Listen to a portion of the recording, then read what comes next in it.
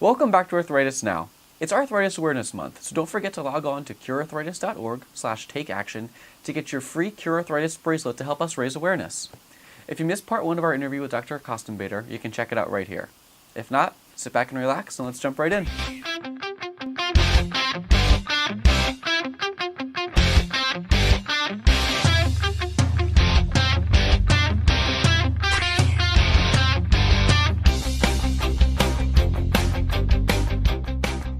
So you're not sure why, if you have menarche earlier, it would predispose to lupus later in life? No, we're not sure about that at all.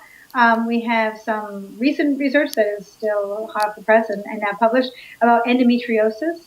And endometriosis is inflammatory. It is a condition with basically uterine lining cells coming out of the uterus and attaching elsewhere in the abdomen and causing a lot of pain and inflammation. And it's associated with increased inflammatory markers, as well as reproductive abnormalities, as you can imagine. And it is associated, if you have endometriosis, it's associated with increased risk of developing both lupus and rheumatoid arthritis. That's really exciting. I think, especially because it affects so many women, I think that's something that a lot of patients will be looking forward to, kind of seeing where research can go with it.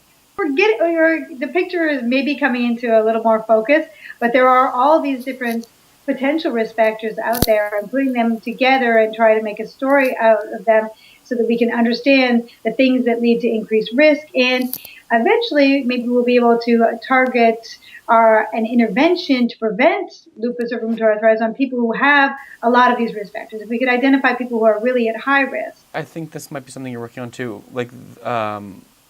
vitamin D and fish oil intake as a means to prevent lupus.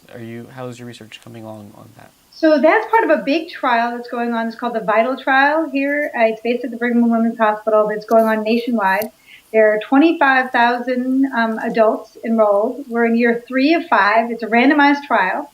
The initial aims of the trial were written. It's being run by Joanne Manson and Julie Buring, like the Women's Health Initiative and big trials before it. Were to investigate whether high-dose fish oil or high-dose vitamin D, or taking both or neither. So it's a 4-arm trial. Mm-hmm. People are randomized. It's definitely blinded. They don't know which of the pills they're getting. For 5 entire years, will decrease the risk. The original aims were to decrease or affect the risk of cardiovascular disease and cancer. And there's just so much interest, especially in vitamin D these days. There's a lot of interest in the lay press. Almost everybody in Boston this year has low vitamin D, including me, because we've had such a horrible winter. Yeah, not in California, but here in California. We don't have low vitamin D. It's associated with inflammatory diseases as well. So people who have our diseases all have low vitamin D.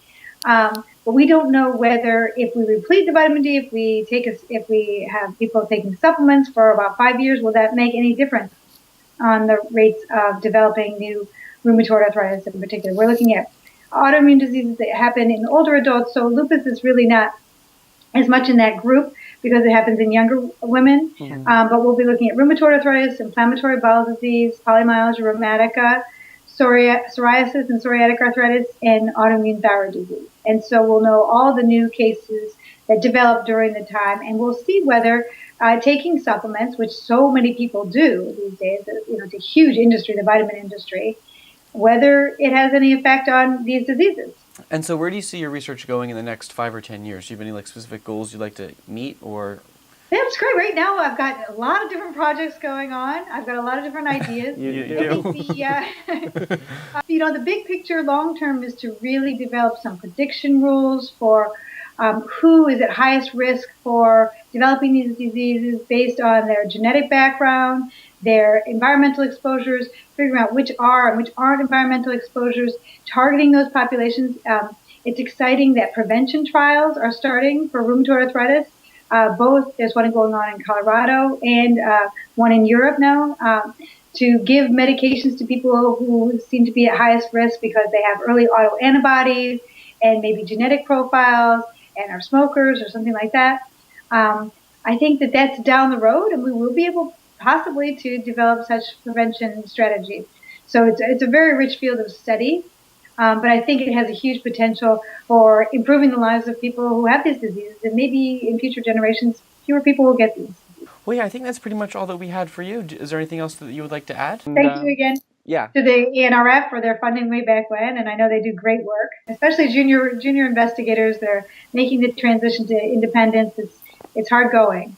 Yeah. Well, yeah, we appreciate all the work that our scientists do, and that you do too. So thank you so much, and we look forward to seeing where your research goes. Great. Thank you. Thanks for watching. Make sure to subscribe to our YouTube channel and share this video on Facebook and Twitter to help raise arthritis awareness. For Arthritis Awareness Month, we invite you to head over to curearthritis.org/takeaction to see how you can get involved.